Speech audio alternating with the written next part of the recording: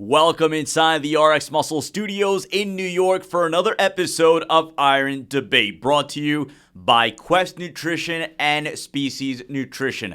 I'm your host, Sadiq Faruqi. Glad you can join us on this Wednesday night. A lot to get to. We have a special guest here this evening as we now welcome in our panel. We are going to start in Columbus, Ohio, newly minted IFBB Pro. Maybe not so newly minted, but he got his pro card at Team U, went on to compete at the Vancouver Pro, the Tampa Pro, and the Wings of Strength show in San Antonio, Texas. And of course, we're talking about the man they call Mountain Dog, John Meadows. John, how you doing tonight?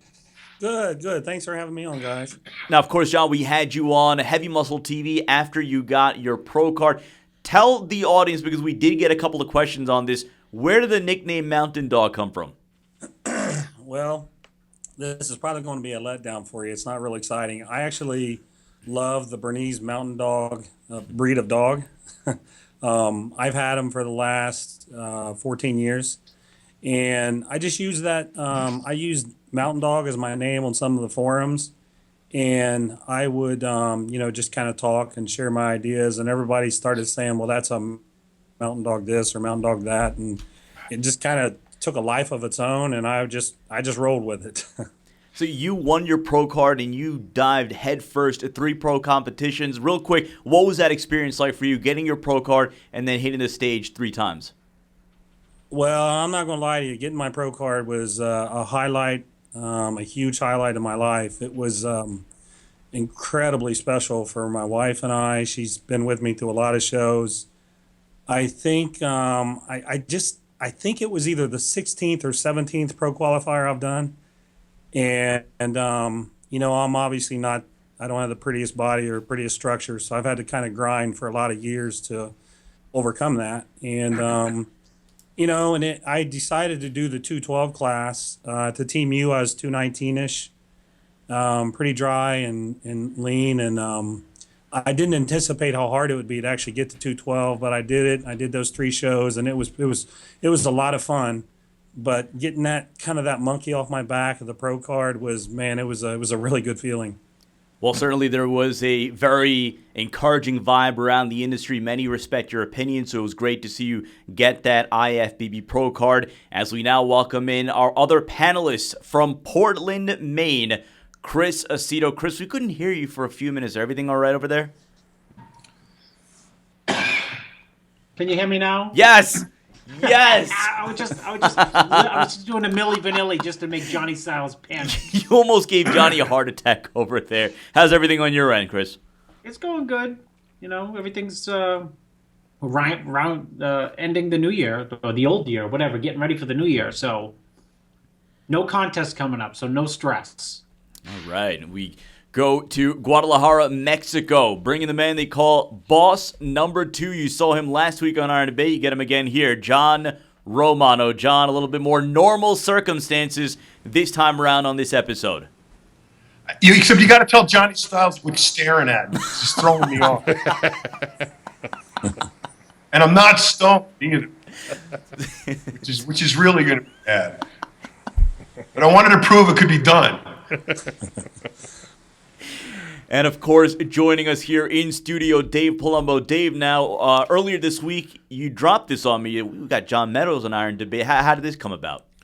Well, John Meadows actually contacted me, which he often does after certain episodes that he enjoys watching, and he said that he liked the last Iron Debate, and he thought that we made some very good points, and he agreed with me on a couple of things, and he thought that that John handedly defeated Christian Duke. No, he didn't even say that. He didn't even mention Christian Duke's name, to be honest. You're telling lies again. I'm lying again. I'm lying. I wanted to get John on Iron Debate. We had him on live we had a great interview after he won his pro card, and he's got some great opinions. So I think this was the time. This is kind of the down season. We're not many shows going on now, and now we could really talk shop, so to speak. Bodybuilding shop, that is. So let's talk about shop, our first topic of debate, and that is the supplement industry. And right now we are in a period of time, as many are calling the supplement bubble. and you've seen previous bubbles. You saw the housing bubble, and bubbles are created to burst. And right now people are wondering, are there too many supplement companies out there? And that being the case, is the industry doomed to fail because there are too many companies and the opportunity to really flourish, that window is really starting to close? So John Meadows, we're going to start with you on this one. Are there too many supplement companies, and is that detrimental to the industry at large? Boy, that's a tough one. Okay, I can just some general thoughts I have.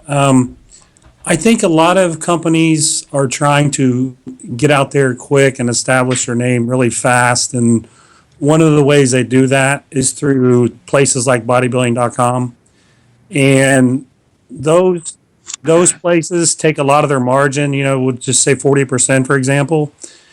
And, so you get in this situation where margins are being killed. So supplement companies are maybe not using the right level of ingredients. And I think eventually what will happen is consumers will start to take a little bit more, maybe do a little bit more research before they buy stuff. I could be way off base on that. But I just think that this model that we have now with all these companies going into like bodybuilding.com, you lose so much margin. You have to create these crazy high retail prices.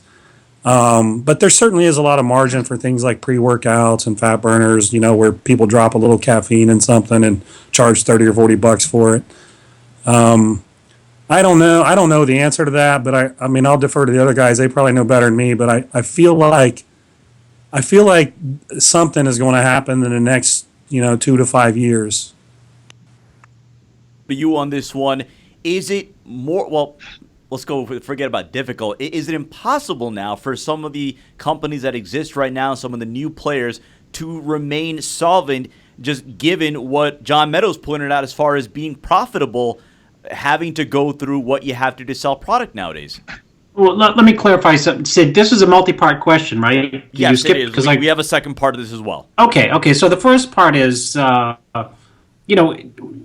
ask me the question again. So again, are there too many supplement companies right now? No. It's not too many. That's called capitalism. It's the responsibility of people who want to try to make money in the area to come into the market and squeeze margins out of the market. Unfortunately, what you're going to see is a Walmart effect, where people now can get jeans at Walmart for $8 that don't look radically different than ones that they pay $180 for somewhere else. Yeah, they're a better jean, a better material for $180, but I mean, 180 minus 8, there's a big difference there.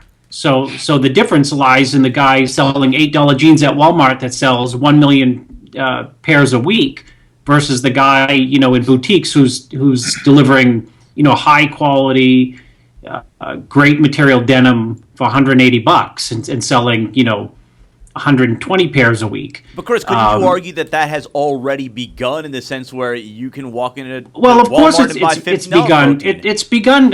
Listen, Chad Nichols' son Morgan can start a supplement company tomorrow, and with my son, and all they need to do is pick up the phone and call somebody who's a labeler and say, "This is what I want in the product." It can't be the same as, say, Dave's product, that's going for, $400 for a jug of protein because it's the best quality there is. So, you're going to have some quality difference. And unfortunately, it's up to the consumer to be able to make the distinction. What is a great product, which I will have to pay more for, and what is a piece of shit product that you can go into Walmart and get a 9-pound tub of protein powder for $4. I mean, do you really expect that you can build muscle and repair damaged muscle tissue on the jug of protein that costs $4? And that's the Walmart effect. It's lowering the quality, it's lowering the price, and unfortunately, the consumer has to be more educated to figure out what he is buying and what he's not buying. John But I don't Romano. have any problem with it. If somebody, you know what I mean, it is what it is. It happens in every single business arena. John Romano, let's go to you. Where do you stand on this as far as the number of players in the supplement industry and what kind of an effect that could have on the industry as a whole? Well, if I was going into the supplement business, I would say yes, there's too many supplement companies. However, as a consumer, I'd say no, there's not too many, because that number of supplement companies breeds competition, and I'm going to get probably a better deal on a higher quality supplement if I do my homework and I look. Beyond that, I think it opens the door, for consumers to be exposed to a lot of crappy products, because, as John said, companies are wrestling with margins these days. And even if you're putting out the $400 tub of protein, it might not all be whey protein. It might be fortified with amino acids and have a lower count, and he's going to give you diarrhea. But it's got the big name, and it's got a low price. So it creates a situation where there's definitely a fertile environment for the unscrupulous. There's definitely a fertile environment for those looking for a deal, and there's definitely a fertile environment for the supplement purveyor who's looking to captivate the interest of the consumer by continually offering the best product possible. The attraction for that is in our industry, there's no brand loyalty. Nobody takes species and does it forever. No one takes BPI and takes it forever. People switch around because there's better deals, there's offers, there's somebody on the internet said that this shit is really good and we got to try it. So it's not like, cars. I mean, my dad bought a Mercedes every, 2 years for his entire life. He never drove anything else. You're not going to see that in the supplement biz. So by virtue of the high number of companies out there, you got a lot of dilution. So I think it creates either a good environment or a bad environment depending on how you play it. Dave Palumbo, you yourself a supplement owner. In the midst of all this, where do you stand on all this? Well, it goes back to the statement that Chris made. It's the dumbing down of society, the dumbing down of the supplement industry. And, it's sad. It really is sad because there are too many products out there that just suck, basically. I hate to put it that way. But, Chris gave the analogy of jeans. You can go to Walmart and you can buy cheaper jeans. The problem is that you wear the jeans on the outside of your body. It's a cosmetic appearance.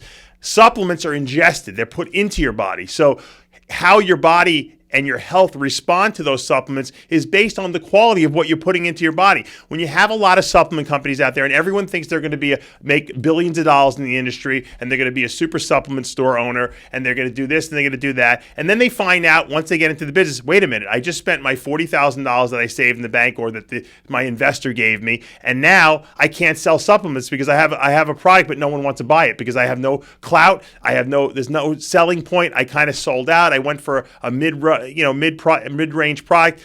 I'll just give it away for free so I can try to get the business. Then they steal the other company's businesses. And now you're seeing big companies like, Universal declaring bankruptcy, Rich Gaspari almost going out of business, having to be bought at auction, Dymatize restructuring. You got, lawsuits out there.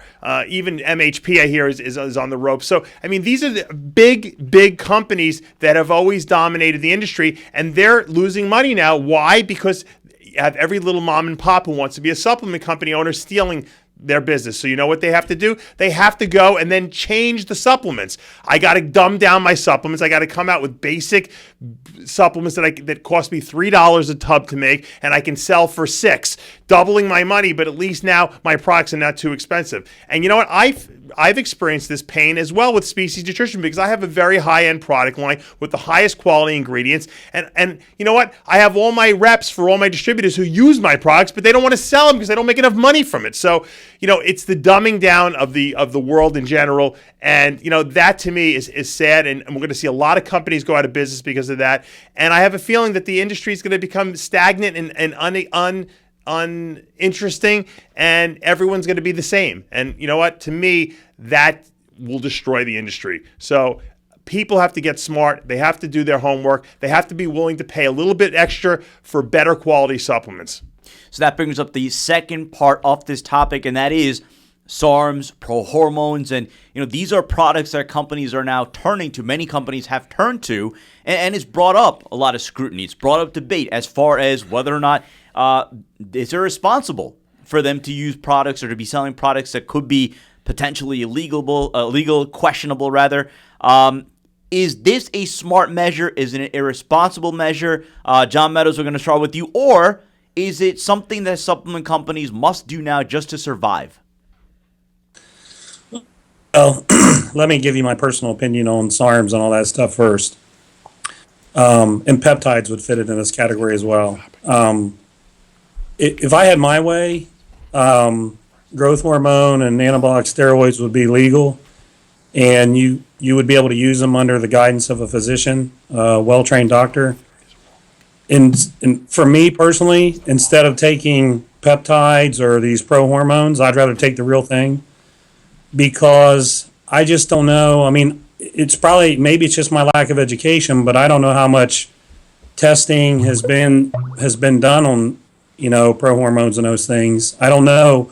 I mean, the question is it harmful? And I don't know the answer to that, because I haven't seen any controlled studies, and I mean, how can you do that ethically? So I don't know how harmful they are for you. If I had it my way, we wouldn't be messing around with all these peptides and all of these things work, but I don't know that there's enough research to say, well, this is definitely safe or this is not safe. So I just wish there was more I wish people would investigate. These companies would just put more money into R&D and research. And again, I don't know how you do that ethically, though. I don't have the answer for that. I have no interest in doing pro hormones myself. I'd rather use testosterone on prescription if I'm going to do something like that. John Romano, let's go to you. Where do you stand on this one as far as SARMs, pro hormones, real products that are under a lot of scrutiny right now, as far as companies selling them? Is this, in your opinion, irresponsible, or is it something that in today's supplement industry they have to do to survive? I don't know about irresponsible. I think irresponsible would lend itself towards the unscrupulous practice of a supplement purveyor knowing that he was selling something of poor quality or dangerous or whatever. I've read a lot about SARMs and peptides and whatever, and I don't believe that they present any more of a danger than protein powder. So I don't think it's irresponsible to sell them. I think they're taking a tremendous chance with the law. SARMs are not approved, peptides are not approved.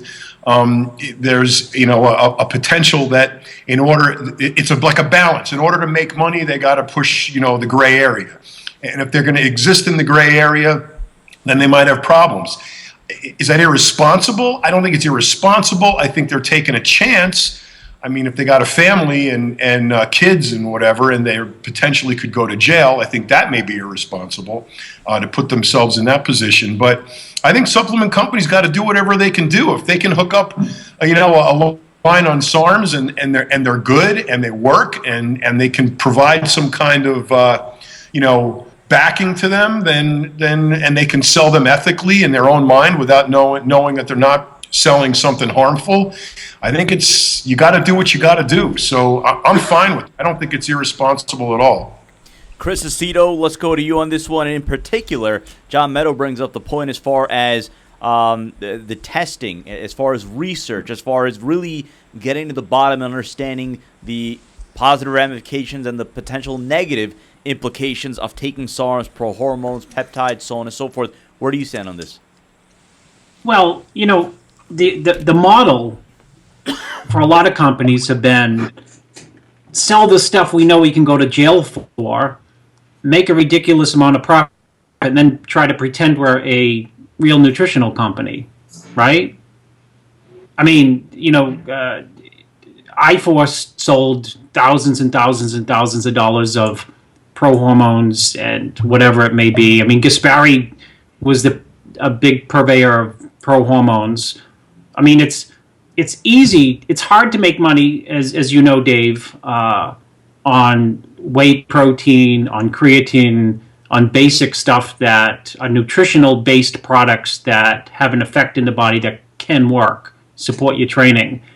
It's easier when you have a drug-like compound that really works, and to sell that for a while and just keep your fingers crossed and hope that nobody calls you up and says, "Hi, we're from the federal government. We're going to shut you down and throw you in jail."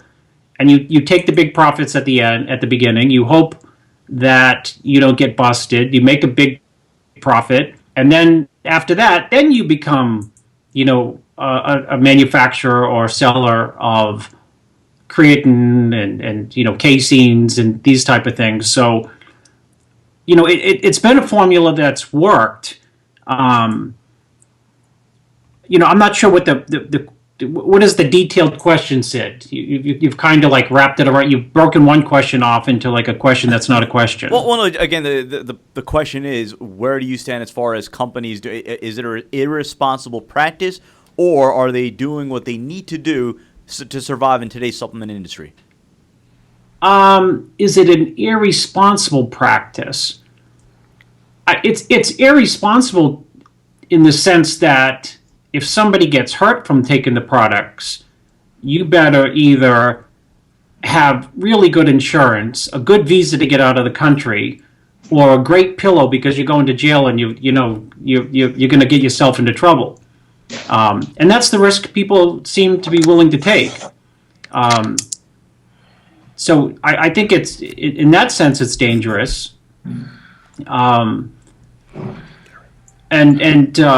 If people choose to do that's their choice. Yes, it's a crowded marketplace and everybody's looking for an edge. But if I was starting a supplement company, or if I knew somebody who had a supplement company and they were trying to make a decision, do I want to sell pro hormones and these type of things? I mean, let's face it, if it's not a gray area, it's really a dark area. No, I mean, if you call it a gray area, it's a dark area. It's not a legit area. And I would strongly advise against it. Dave, let's go to you. Final word on this one. Again, you as a supplement company owner, where do you stand in this one? Look, it's very appealing to sell supplements that will knock it off the shelves, because you can make a ton of money very quickly. They're easy to sell. They sell themselves. But let's face it, it's illegal. I was in jail once before. I certainly don't want to go to jail again. And, I think that some of the irresponsibility stems from some of these stimulant products I see on the market, because people think, they're cool. They think it's like Red Bull. And then they take some of these supplements. And you know what? A lot of times these supplement company owners don't even know what's in their product. They think it's one stimulant. It turns out it's like methamphetamines in there. And now you wind up having a kid, OD on the stuff and drop dead. And, to me, that's irresponsible. If you're using stimulant-based products that are very dangerous and that you're not really sure what's in there and that, are kind of pushing the edge, I think that's irresponsible. Like John said, no one really has ever died from taking a pro hormone or a Sarms. Is it not a good idea to put them out there? Probably not, because, if a woman uses a pro hormone, she gets side effects, obviously, kids can get acne and stuff like that, but no one's dying from those compounds. But the stimulants really, I think, are very dangerous out there. And I think that if you're thinking about going into the industry and that's your mindset, let me just sell the craziest crap I can get my hands on, you're going to be in big trouble. Number one, no insurance company will indemnify you for that. You cannot get insurance for those cutting edge products that have like questionably legal supplements in there.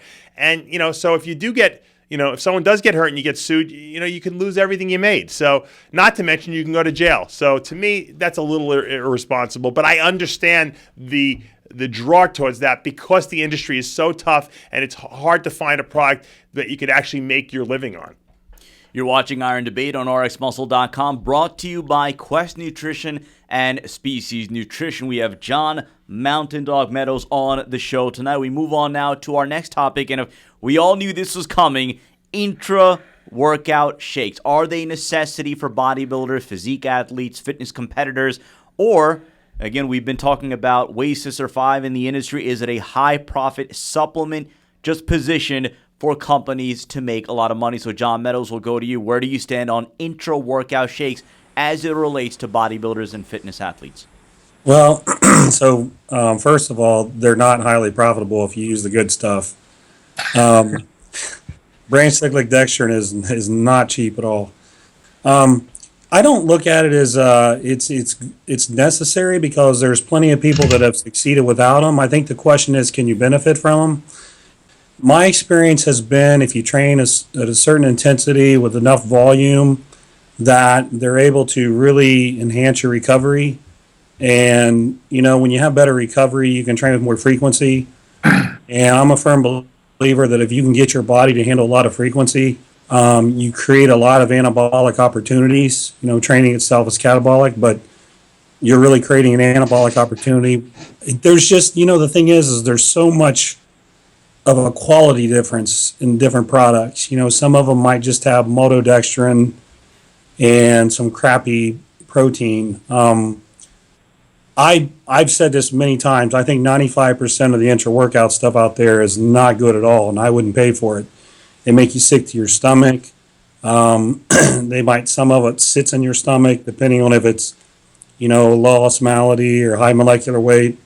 But what I do like is, things like aminos with this branch cyclic dextrin. It's a really cool carb. It's it's these, if you can picture kind of these long chain, these glucose chains, they use a branching enzyme to kind of break them down at a steady pace. I've never been a fan of, people talk about insulin spike. I've never been a big fan of this crazy insulin spike because the last thing you want when you're training is, for your pancreas to dump a bunch of insulin and then you get hypoglycemic. But what branch cyclic dextrin does, and it does it really well, is it's almost like it's an IV of these carbs. And as we know, insulin is very anti-catabolic. And, the guys that I've worked with over the last couple of years, it's a challenge just to get them sore. And, I used to be on a complete opposite side of the fence on this, but seeing so many people do so well, and it had such a huge impact on me, that particular combination, and, and electrolytes as well are critical to that. But I think there's a lot of value in it, again, for people who train a certain way. If you're in and out of the gym real quick, or if you're more into maybe a slower pace powerlifting type training or maybe Olympic lifting, I don't really see the value in it then. And in terms of evidence, I'll be honest with you guys, there's not a ton of evidence out there that supports it. There hasn't been any really good studies, good or bad. There's a couple studies out there on branch cyclic dextrin, but it's more for endurance athletes. Actually, one is on rats, where they threw a bunch of rats in water and see who could tread water the longest. And the other one was on people. But there's not a lot of, there's not a lot of evidence out there. But, for me, and I venture to guess Chris probably feels this way, when you have something, whatever it is, if it's working with clients and you see it working over and over and over, that's more important to me than being able to slap a bunch of PubMed studies in everybody's faces and pointing at it and say, look, this works or it doesn't work, because everybody is so unique. And, there's a lot of studies out there and such that may not apply directly to the environment that you're working in. So I guess to sum it all up, I know I've been long-winded on this. I think to sum it up, I think most of the products out there aren't really good.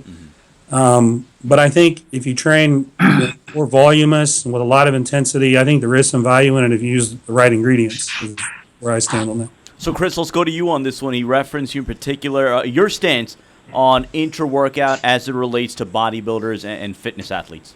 I've never used an intra-workout product, and I don't believe in them because I think that, even though I don't work out, my workout today is really influenced by two things: how I ate yesterday and how I ate the day before. That's, I feel that if you are maintaining a positive nitrogen balance, for example, Monday all day and Tuesday all day via your food intake,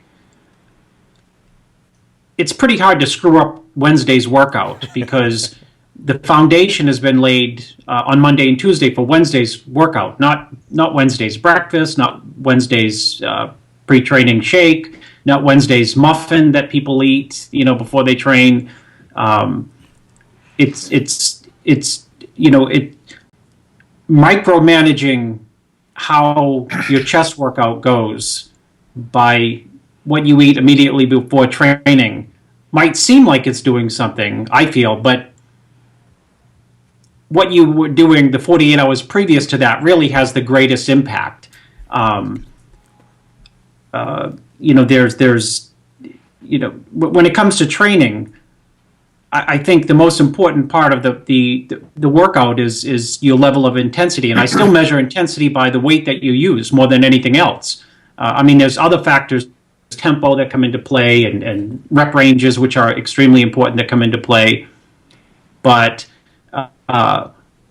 that is, the workout is affected really by your mindset more than anything else. How willing, how motivated you are to do what you need to do in the gym. And, sometimes a pre-workout product that has caffeine may motivate you, meaning might make you feel like, okay, I have the courage, really, the balls to be able to train as hard as I really need to train to be able to stimulate muscle growth. But I don't think it's a immediate nutritional support that's going to make or break you between a positive nitrogen balance going forward after the workout or even during the workout. John Romano, where do you stand as far as intra-workout shakes? First of all, is it a necessity for a bodybuilder or a fitness athlete? And if not, do you see value in them? Well, necessity is an important word here, because there's guys that train with just unbelievable intensity, high volume, multiple times a day. And this falls now it sort of seeps into the CrossFit environment as well. These guys are trying to become proficient at 100 different lifts, train 3 times a day, never take a day off, and really don't know how to train specifically for what they're doing. They just shotgun it. So I think if your training intensity and volume is way up there, I think some branch chain amino acids while you're training, could probably help. I'm going to agree with John is that there's not really any research out there to support the fact that we should be swallowing these things ad nauseum. So there's really no science to base it on. As far as ultimate recovery goes, I'm going to defer to Chris, and I agree with him that it all depends on what you've eaten. So, if you're following a very consistent, well mapped out, balanced diet that you've put together and have dialed in and it's working perfect for you, then that's really 90% of it. The most important drug or supplement any of us are ever going to use is food. So dial that in first. And you should be able to maintain a good nitrogen balance and recover just by maintaining your diet appropriately. Another aspect of it is, I think, psychological, that what drives you to be able to create such an amazing amount of intensity, which would drive you towards hypertrophy or hyperplasia or whatever you're looking for. So, but you can achieve that any number of ways. You can take a pre-workout with some caffeine in it. You can smoke a little weed. Whatever gets you on the ball to train that extra 10, 15% is what's going to make the difference. And if that's in the form of an intra-workout shake, a pre-workout shake, a shot of heroin, whatever you got to do, it's going to affect what you put out. Output in the gym is what you got to do. Then you stop, you go home, and you grow. So the stimulus response is 100% responsible over what you're going to realize when you rest and recuperate. I really don't think that if you can say, what percent benefit is an intra-workout shake going to give you versus the guy that's just relying on his diet. I don't really think that that's going to be measurable. So that's basically my 3-part answer. Dave, let's go to you on this one for the final word. And when you think intra-workout and shakes, of course you think of Dave Palumbo, right? No, just kidding. But you obviously have been on the record about this topic, so if you could elaborate your position on intra-workout shakes. Well, when I teach my Secrets to Becoming a Diet Guru course, the first thing we talk about is protein, fat, and carbs, and we talk about how carbs can be stored as glycogen in the muscle and the liver, and we talk about fat obviously being able to be stored as fat in fat cells and intramuscularly. Protein can't be stored, so protein needs to be consumed throughout the day. Otherwise, we'd be going to a deficit. The reason why the energy supplies in the body are stored is because the body evolutionarily was set up that way for times of when there was famine, when there wasn't food available, so that we would have energy to be able to, for the body to keep going on. As a bodybuilder, physique athlete who's working out, we know that we don't want to be training 6 hours a day because that causes overtraining, high cortisol output, becomes catabolic, we don't recover, and we don't grow. We learn that very, very quickly when we first start training. I know I did because I came from an endurance athlete. I was a runner in college, a long-distance runner at that, and the more the more I worked out in the gym, the worse I got. So I had to cut back my volume and realized, as Chris said, that the amount of weight you lift, the intensity you put into it is what builds muscle.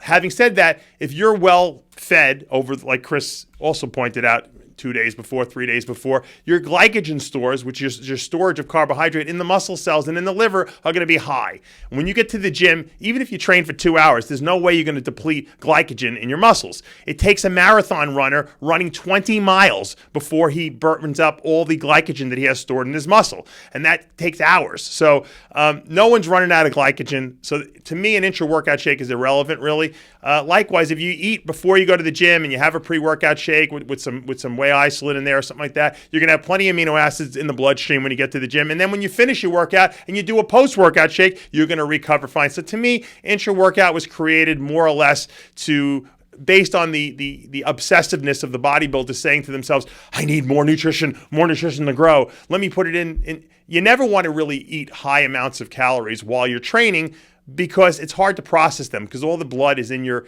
is not in your digestive organs. Your blood is in your muscles working. So to me, drinking water, maybe on a super hot day, if you train at Metroflex in Arlington, Texas, you might want to have a few electrolytes in there just to get the salt and potassium back into the muscle because you're sweating so much. Other than that, to me, it's kind of a waste. If you have to think about what you want to spend your money on supplement-wise, you better get a good multivitamin, multimineral, and essential fatty acid supplement first. Look for a nice fiber supplement, and then go for a good whey protein isolate, because those are going to really affect how you look. Once you get to that point and you got extra money to spend, you can spend it on whatever you want. But most people don't get those four necessities before they start looking for these little fad supplements. You're watching Iron Debate on RxMuscle.com, brought to you by Quest Nutrition and Species Nutrition. If you're watching us on our YouTube channel and you like what you see, subscribe on the button below and you're never going to miss any of our shows. Iron Debate, our weekly 30-minute question and answer show with Dave Palumbo called Ask Dave. We have a one-on-one interview format show live with. We have a women's fitness talk show, The Fitness View, Heavy Muscle TV. We are all about original feature programming, all about you, the fans of the bodybuilding world. We move on now to our next topic. And what would Iron Debate be without a topic on Big Ramy? Well, the name Big Ramy might have to be under scrutiny if you've seen his Instagram page recently. Some of the pictures, he doesn't look so big. So now that begs the question, what is going on with Big Ramy? So John Meadows, I don't know if you've gotten a chance. I know our producer Johnny Styles will pull up a picture momentarily. I don't know if you've gotten a chance to see Big Ramy's recent pictures, looking a little bit on the small side. What do you think's going on here? I haven't I haven't seen those pics. Johnny, were you going to put those up? Well, let's just go on the premise that he is a little small, and that begs the question. We'll just go under that assumption. Right, we'll go under that assumption. And, again, that begs the question. Some people are they're whispering, is he done? Is he a flat pan? We got to look now on the screen, Big Ramy training. The question is, some people are starting to wonder, is this going to be a short-lived thing? Or is Big Ramy, John, and here's a more specific question, is Big Ramy a fast-responding trainee? Like, is he someone like a Kevin Levrone who can get into the gym in 4 weeks and recoup that physique of his? Well, there's certainly no question he's a hyper responder. I mean, if you saw pictures of him a couple years ago compared to now, it's pretty crazy how much weight he's gained. So there's no doubt he's there we go. It's kind of hard to tell there. But you know what? I mean, people used to say this about Kevin Levrone. Oh, Kevin looks so skinny, blah, blah, blah. And I always thought, man, I think Kevin's a really smart guy because he's when he's done competing, he would clean his system out. He would take a break. Kelly wouldn't even train. And I'm not saying you shouldn't train or anything, but a lot of guys, well, I don't say a lot, but there are more and more people now that after a show, they take breaks, they come off of everything, or they go down to a really low dose, and I think that's a good thing. I don't know if Ramy has just come off everything and he's just not training. I don't know if there's a health issue.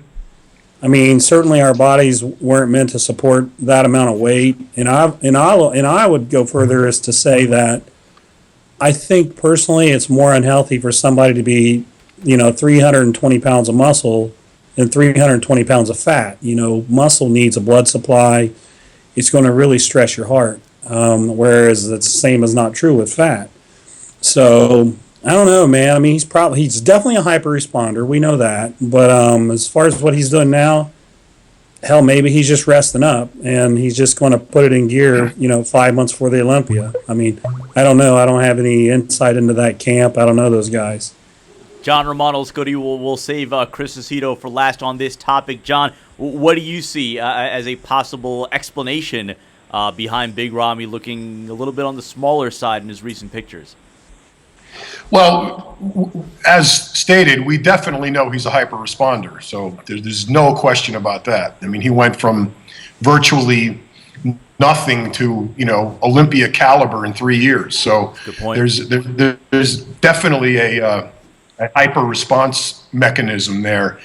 We don't know if that picture's old or new. I don't know. So he looked pretty much like that before he started working out. Guys do take breaks. It's smart to do. I know Ronnie Coleman took 4 months off after the Olympia. I know Jay Cutler took 4 months off. I know several guys who, train all year for the Olympia and then take 2, 3, 4, 5 months off. Recuperate, get off of everything, get their endocrine system working normally, get their diet straightened out, fix a lot of the stresses that you put your body through getting ready for a show and get yourself fresh and ready to go hit it again. That's pretty sensical to do that. I mean, you should do that. So, if he's as hyper a loser as he is a responder, I could see him losing that much weight and putting it all back together, 6, 7, 8 months before the Olympia. Totally possible. Again, I don't have any insight into that camp. Probably Chris knows better than any of us what's going on over there. I think it's one of those things, where everybody's got an opinion. There's too much conjecture. Somebody sees a picture on the internet, and I'm surprised they're not saying he has AIDS or he's sick or something like that. I mean, anytime people lose a lot of weight, they've contracted some kind of horrendous disease. I know Dave Palumbo's been diagnosed by the internet jockeys with like 12 different disorders by now because he lost some weight. So who knows? I don't know. I'm not in that camp. I don't know. We do know he's a hyper responder. It is smart to take time off after a show. He's been going gung-ho for a few years. Maybe that's what he's doing now. Maybe he'll put it all back together and we'll see a new and improved and better Big Ramy the next time he shows up.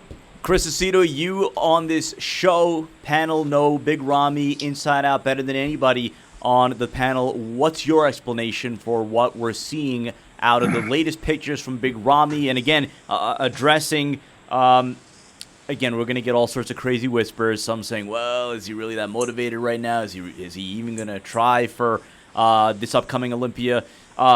Obviously, those things are probably an extreme position. But as far as his ability as a hyper responder, what do you make of what you're seeing right now?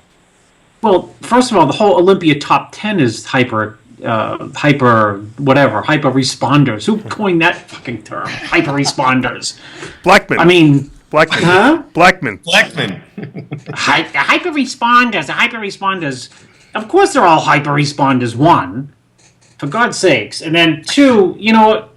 If you saw pictures of Roden recently, he looked like a peanut guest posing. The pictures he sent me, I think he looks unbelievable. He has not lifted. He's not been through a gym door in 10 weeks. Has not eaten more than 3 meals in 10 weeks, and he's certainly clean.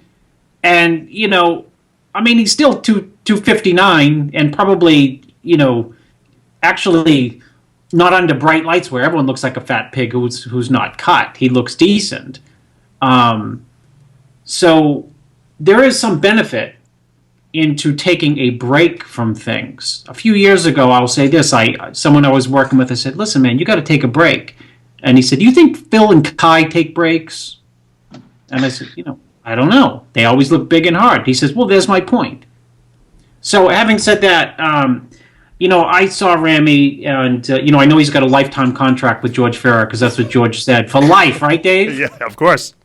And when I worked with Ramy, he was 286.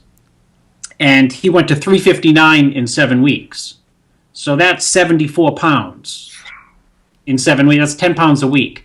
And I know people would like to think that he was on a hyper amount of everything, but that's not the case. So is he a hyper responder? He's a freak. I told Dave that the first time I ever, worked with him. I said, this guy's a really, I think freak is thrown around very liberally by people. A lot of, quote, freaks just take a ton of anabolics. They end up burning out, of course. But if Ramy was as big as me, so long as he's not unhealthy, which I know 100% sure, I'm positive he's healthy, very healthy. If he was as big as me, he will still be the biggest in the Olympia lineup this fall. It's just a given. Because one, he has the ability to respond to anything quickly. And two, as I've always said, is he's abnormally strong. So if you are abnormally strong and you are doing, dumbbell shoulder presses with the 200s and the dumbbells are so big that your own head gets in the way and you have to turn them sideways, and you can do 8 reps with the 200, your delts are going to be pretty big. No matter what you eat, what you take, if you can just do that amount of weight, it's like defrosting ice cubes and taking them out of a freezer. Eventually, no matter how big the ice cubes are or the block of ice, it's going to melt. If you use 200-pound dumbbell presses and you do it for 4 to 5 sets and you do it in strict form, guess what? Even if your nutrition's pretty terrible, hypertrophy is going to happen. So to sum it up, I think you'll see Ramy posting those pictures and gleefully doing it, because I'm sure he knows, well, I know he knows, he can put on 10 pounds of muscle a week for the next 8 weeks. That sounds like a ridiculous statement, but it's true. And be the biggest guy on the planet. Chris, we're getting comments right now from our fans. They want to know, are you a... Yes. You are. Yes. What's the question? Are you working with Big Ramy at the moment? Yes, I am. Okay, there you go. He's on the Chris Aceto get puny as possible diet.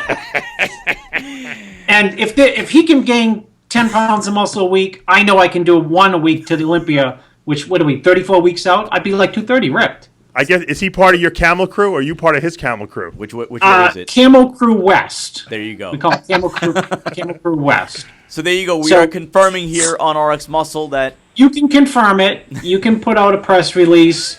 And you can put on it, you can CC The Rock.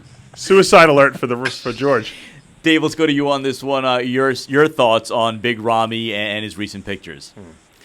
It's if you think about it, what was the last show he did? He did the in October, I guess the end of October, he did the Prague show where he placed second. I mean, that's like a month and a half, maybe a month and a half, 2 months ago, and he lost all that muscle. I mean, I don't care what the picture looks like. His legs are skinny in that picture. That's a lot of muscle to lose so fast. So I have to, hypothesize that if you are a hyper responder, and no pun intended, he must be a hyper loser too, because it must be like a use and disuse thing. If you use it, you build it up. If you don't, it disappears. And I don't know if that's actually less stress on his body or more, because with fat people, when they gain weight and they go up and down, that yo-yo dieting creates a tremendous stress on their heart, because their heart can't handle being that big at one point and then that small, because it detrains itself. So I don't know. Ramy's from another planet, obviously. And if he can gain 10 pounds a week, for 8 weeks, that might be the only. I think that's even better than Kevin Levrone, to be honest with you, because Kevin Levrone never weighed 350 pounds. Kevin Levrone would go up to 260 and come down to 245 for contest, weight. So to me, that's one of the most incredible transformations of all time. And I have to believe. He was 48 days off, Johnny Styles is telling me in that picture that we're seeing on the screen. 48 days he lost all that muscle. Now, his upper body doesn't look too small, but his legs really came down in size quite a bit. What does that tell you? I don't know what that tells me. I don't know. I think he's an anomaly to science. I don't even know how to even quantify it. You would think if he was a hyper responder that he would hold on to his muscle a lot longer than the normal person, but he seems to have lost it quicker than the normal person. So he goes both directions. To me, that's an anomaly beyond anomalies that we've never seen before. If he comes back, and now, Chris, you can answer this question since you've defined yourself as his new coach. Is Big Ramy doing the Arnold Classic? No. No? Okay, all right. No. So he just broke He's two not pieces that of news crazy. here. I mean, right? All right, well, now we got another breaking story here going. So there you go. No, and no. Are you working with The Rock? No. No. All right. So all right, Well, we got two guesses. my 2-year-old just threw a rock through my office window yesterday, and So we got Creative two Glass guesses had to come then. by and put a replacement in. So we got Is John Meadows working with The Rock? That's the question. I used to work with Stone Cold, actually. really. That's pretty close. We could take credit for that. All right. So we got. If The Rock came to you, John, and said, I want to work with you on some training techniques, would you call George first and ask his permission? Oh, man. I don't know. I would make him put me in a movie, and then we would have further discussion. That's you what go. I would do. There we Smart go. man. See, John answered that question in the best way he possibly could. His first episode of Iron Debate, and he gets a George question, and he answered that with class.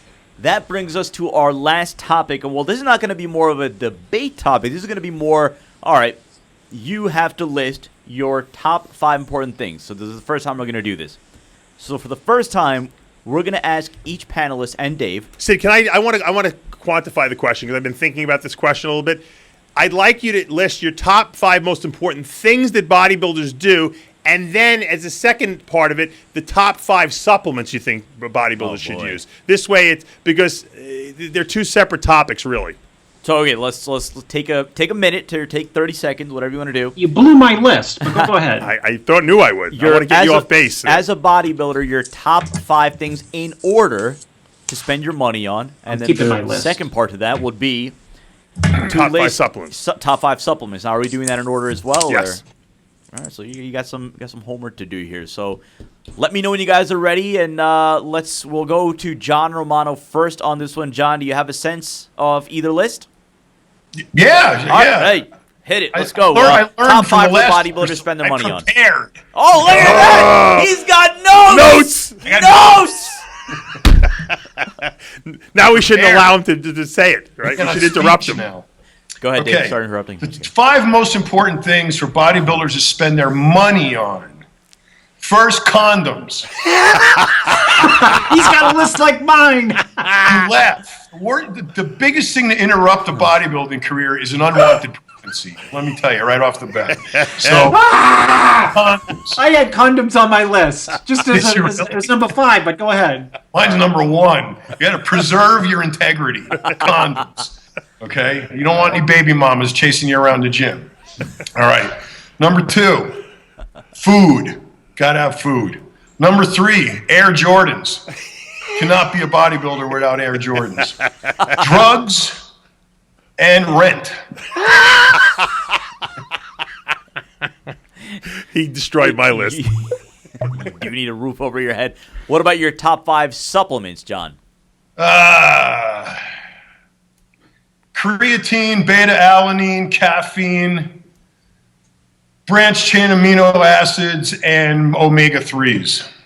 Interesting. All right, Chris Aceto, let's go to you next on this one. Your top 5 things a bodybuilder should spend their money on in order. I had health insurance number 1. That's always good to have. Nice. Food 2, protein powder 3, supplements 4, and your T-Mobile bill 5, so you can post your Instagram pictures. But I also had, in terms of supplements, it would be some type of protein powder, high quality protein powder, creatine, branched chain amino acids, an ammonia scavenger of some sort, or something that either lowers ammonia in the body, and then omega-6, omega-3 combo. Very nice. Which would be yours, Dave. John Meadows, let's start with your top 5 things that a bodybuilder should spend their money on in order. Well, I I didn't come prepared, so I was writing them as these gentlemen were talking. Number one on my list. Condoms. You can take condoms from The number one thing on my list is high quality toilet paper. That's it sucks when you have an ass that's all fired up all the time. Number 2, I had sandals, so you don't have to actually tie your shoes; you can just slide them on. I actually snuck food in there. I guess that's kind of important. A gym membership, and then I had Humatrope and testosterone. What about your top 5 supplements for a bodybuilder? I have, let's see here. I have essential fatty acids. For most of us who don't live in a non-tropical climate, so Johnny probably wouldn't need this, but vitamin D, most of us white folk have pretty low vitamin D levels. A high-quality intra-workout drink, caffeine, and actually those are only 4 I had. I only have 4 as my base. Okay. Oh, and protein powder. There you go.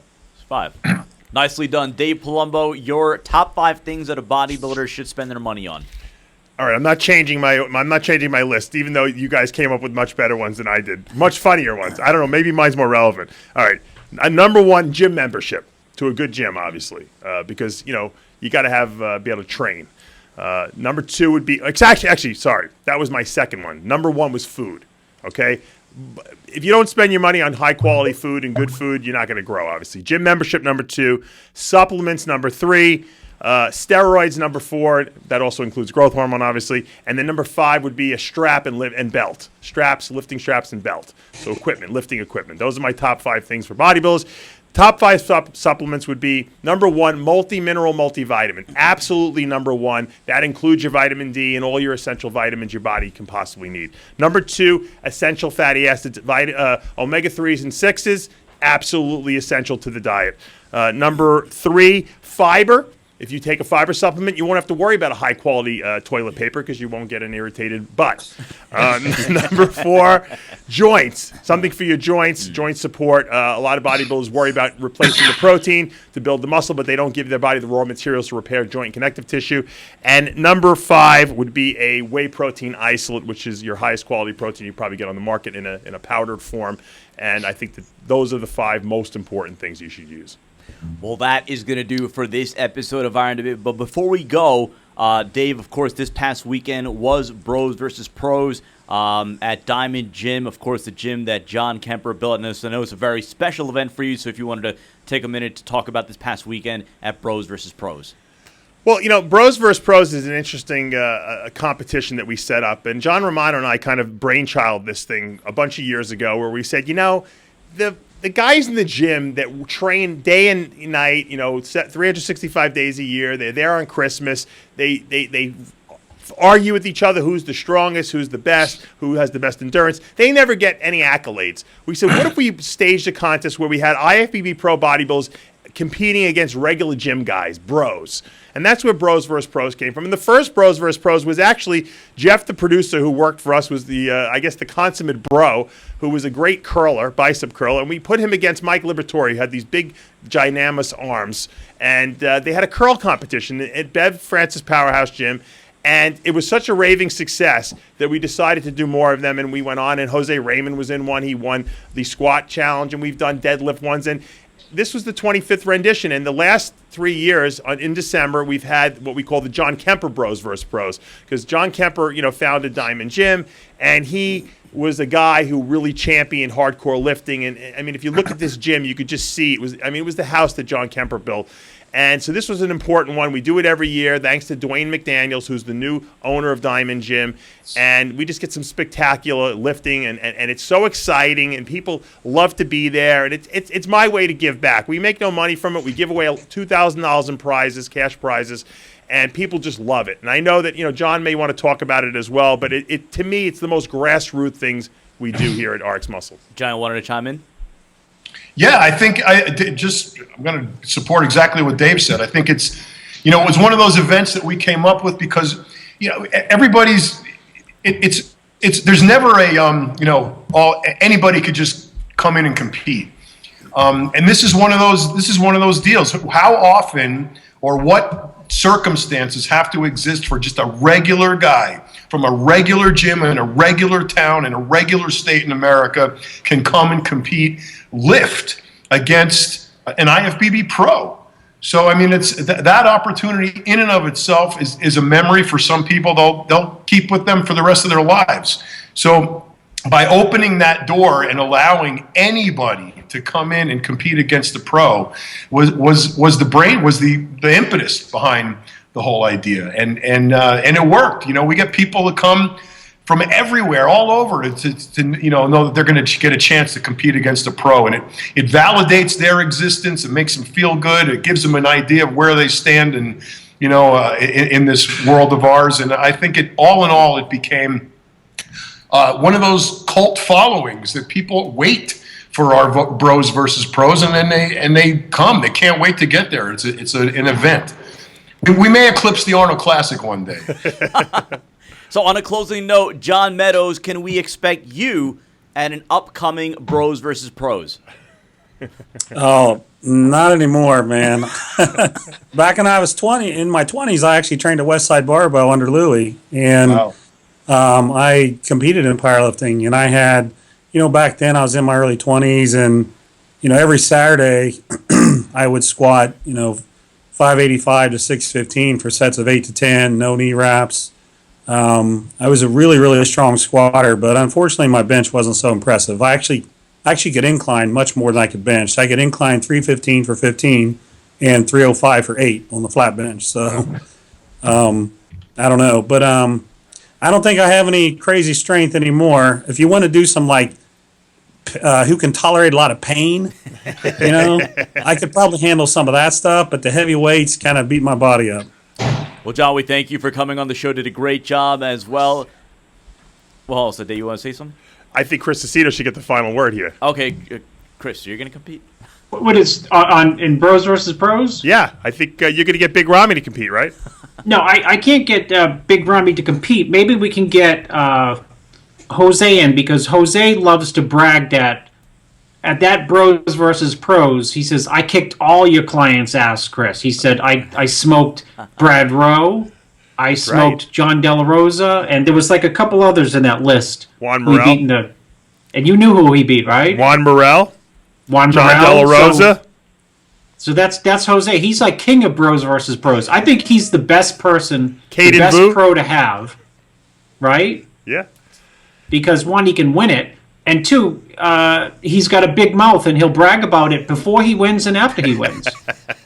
So there you have it, Jose Raymond in the Hall of Fame of Bros versus Pros. That is going to do it for tonight's episode of Iron Debate. Special thanks, John Meadows, Chris Aceto, John Romano, Johnny Styles doing an excellent job behind the boards, and of course, Dave Palumbo. We will see you next week here on RxMuscle.com.